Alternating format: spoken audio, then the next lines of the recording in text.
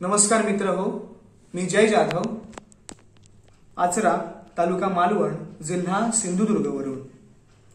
मित्र हो, अन्न खाण्याच्या तीव्र इच्छेला भूक असं म्हणतात। अस्वस्थ करणारी मनाची अवस्था आणि ह्या अवस्थेला देखील भूक असंच म्हणतात। आणि अशाच काहीशा वास्तविकतेच्या माध्यमातून काव्यरचनेची निर्मिती करण्यात आलेली आहे। आणि हीच काव्यरचना आज मी आपणासमोर मांडण्याचा अगदी छोटासा प्रयत्न करणार आहे। आणि ही काव्यरचनेचे नाव आहे भूक।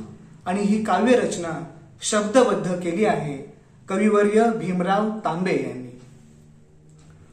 शासनाची चूक शब्दात मांडा कवींनो, शासनाची चूक शब्दात मांडा कवींनो, माणसाची भूक शब्दात मांडा कवींनो। जगाचा पोशिंदा मरण्याआधी उपाशी, जगाचा पोशिंदा मरण्याआधी उपाशी, जळलेलं पीक शब्दात मांडा कवींनो। देवळाच्या आत माणिक मोत्यांचा खजिना, देवळाच्या आत माणिक मोत्यांचा खजिना, मंदिराबाहेरची भीक शब्दात मांडा कवींनो, मंदिराबाहेरची भीक शब्दात मांडा कवींनो। ते मांडतील येथे विकासाचा अजेंडा, ते मांडतील येथे विकासाचा अजेंडा, घोषणांची तारीख शब्दात मांडा कवींनो, घोषणांची तारीख शब्दात मांडा कवींनो।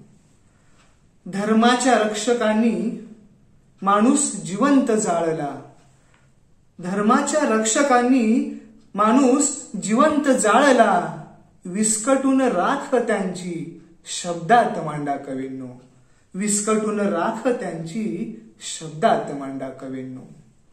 संसदेत पोचवा उपाशी मुक्या यातनांना, संसदेत पोचवा उपाशी मुक्या यातनांना, भुकेची हाक शब्दात मांडा कवींनो, भुकेची हाक शब्दात मांडा कवींनो।